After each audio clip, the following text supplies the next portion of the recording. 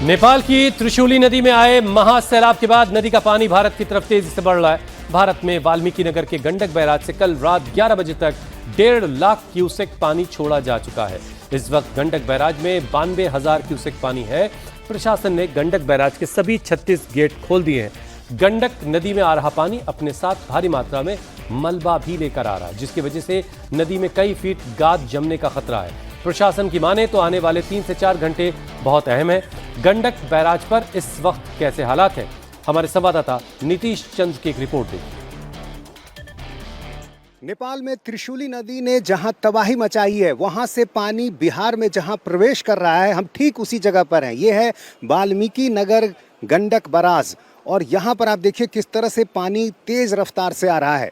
यहाँ 36 गेट हैं और सभी 36 गेट को अभी खोल दिया गया है, क्योंकि पानी आ रहा है और साथ ही साथ मलबा भी आ रहा है। ऐसे में बैराज को नुकसान भी हो सकता है, इसलिए सारे गेट खोल दिए गए हैं। यहाँ से आप देखिए लगातार 36 गेट हैं और सभी 36 गेट खुले हुए हैं और पानी रात करीब 1.5 लाख क्यूसेक आया था और अभी की जो स्थिति है 92,000 क्यूसेक पानी अभी यहाँ पर है। तो ऐसे में यदि अगले कुछ घंटे में पानी और बढ़ता है तो मुश्किलें आएंगी, लेकिन राहत की बात थोड़ी यही है कि जो अनुमान था उस अनुमान से पानी अभी कम है, लेकिन पानी की रफ्तार आप देखिए लगातार पानी आ रहा है और इसमें पानी का रंग आप देखेंगे तो काफ़ी मटमैला पानी दिख रहा है, चूँकि सिल्ट काफ़ी आ रहा है। और ये भी बाद में एक परेशानी होती है, जब गाद बहुत ज़्यादा हो जाता है तो ऐसे में कई तरह की दिक्कतें आती हैं।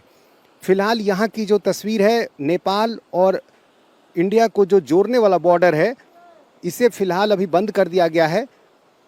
एक से दूसरे देश में जाने की जो आवाजाही है फ़िलहाल उसको रोका गया है।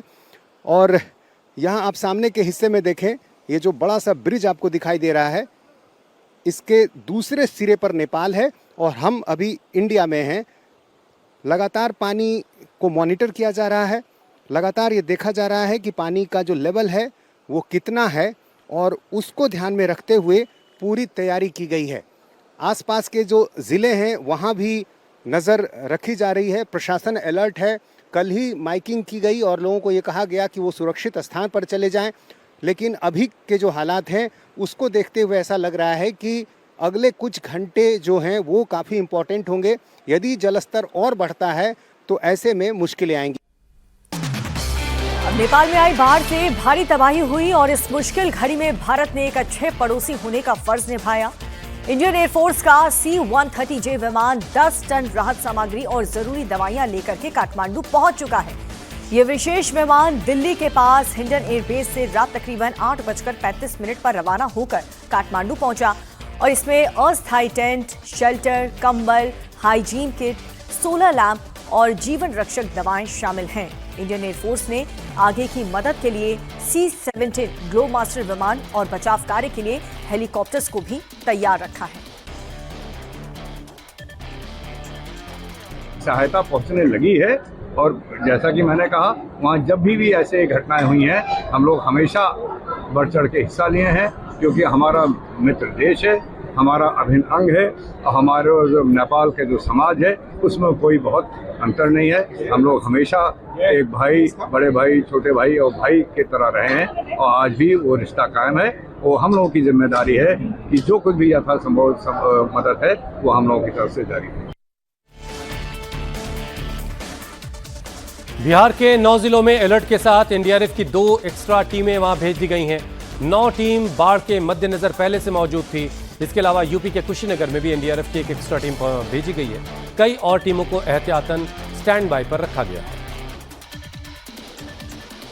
ये स्थिति जिस हिसाब से डेवलप हुई है, एमएचए भी इसको क्लोजली मॉनिटर कर रहा था और स्टेट गवर्नमेंट ने, सीएम साहब ने भी अभी असेसमेंट किया शाम को।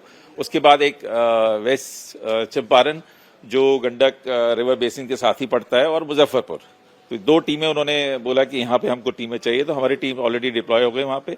और ऐसे ही यूपी गवर्नमेंट ने भी एसेस किया तो कुशीनगर डिस्ट्रिक्ट में एक हमारी टीम गई है। तो ऑलरेडी 9 टीम्स हैं हमारी बिहार में अलग अलग जगह और 2 टीम्स ये स्पेसिफिकली इस सिचुएशन के मद्देनजर गई हैं। CWC का भी एडवाइजरी था सुबह का, तो हम लोग सुबह से ही उस पे नजर बनाए हुए थे। अब नेपाल में आई तबाही से भारी नुकसान हुआ है। सैकड़ों पेड़, सैकड़ों घर, सब सामान, सब कुछ बर्बाद हो गया। गाड़ियां सब इस सैलाब में समा गई हैं। बाढ़ के बाद पानी के बहाव में लोगों के सामान बह चुके हैं, जो अब गंडक नदी में पहुंच रहे हैं। नेपाल से जो पानी बिहार की तरफ आ रहा है वो अपने साथ कई चीजों को लेकर आ रहा है, मलबे आ रहे हैं। चूंकि बड़े पैमाने पर नेपाल में नुकसान हुआ है और जो तस्वीरें आ रही हैं वो बताती हैं कि जिस तरह से नुकसान हुआ है उसकी निशानी यहाँ तक पहुँच रही है। आप देखिए नदी के हिस्से में कई चीज़ें आपको नजर आएंगी। एक बड़ा सा डब्बा आप देखिए, एक ड्रम जो है वो नजर आ रहा है, और इसके अलावा पेड़ के जो बड़े बड़े टुकड़े हैं वो यहाँ पर पहुँचे हुए हैं। यहाँ देखिए किनारे में आपको जो पेड़ का हिस्सा है वो नज़र आ रहा है, और यहाँ पर जो तमाम यहाँ लड़के हैं वो रात से ही यहाँ पर बने हुए हैं। इन्होंने कई चीज़ें देखी हैं। और ये देखिए सिलेंडर, ये देखिए एक सिलेंडर नज़र आ रहा है। चूँकि नेपाल में जितने बड़े पैमाने पर नुकसान हुआ है वहाँ जो पानी की तेज़ रफ्तार ने नुकसान पहुँचाया है, कई घर बह गए, चीज़ें बह गई। वो देखिए सिलेंडर बह रहा है, और ये सिलेंडर नेपाल से बहता हुआ बिहार की तरफ आया है। यहाँ भी देखिए एक चीज़ नज़र आ रही है, और चूँकि रात से ही आने का सिलसिला जारी है सामानों का, और देखिए जैसे ही ये नज़र पड़ी उस चीज़ पर, उसके बाद जो यहाँ लड़के हैं वो उसे लेने के लिए दौड़ पड़ते हैं। पानी में करंट भी है, लेकिन यहाँ देखिए जो लड़के हैं रात से इन्होंने कई चीज़ों को देखा है। कई लड़के बता रहे थे कि कई गाड़ियाँ यहाँ से बहती नज़र आई रात में। गैस के सिलेंडर, घर के सामान, वो सारी चीज़ें यहाँ से बही हैं। और यहाँ भी देखिए एक सामान नज़र आ रहा है काले रंग का। चूँकि जिस तरह से त्रिशूली नदी में उफान आया, फिर नारायणी नदी जो यहाँ आकर गंडक बन जाती है, यहाँ पर जिस तरह से जो चीज़ें नज़र आ रही हैं वो बता रही हैं कि किस तरह से बड़े पैमाने पर नेपाल में नुकसान हुआ है। और नदी का आप रंग भी देखें, काफ़ी मटमैला दिख रहा है। नेपाल में आई भीषण बाढ़ पर पीएम मोदी ने नेपाल के पीएम बालन शाह से फोन पर बात की।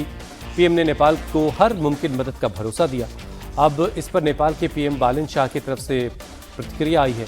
नेपाल के पीएम ने मुश्किल वक्त में मदद के लिए प्रधानमंत्री मोदी का शुक्रिया अदा किया।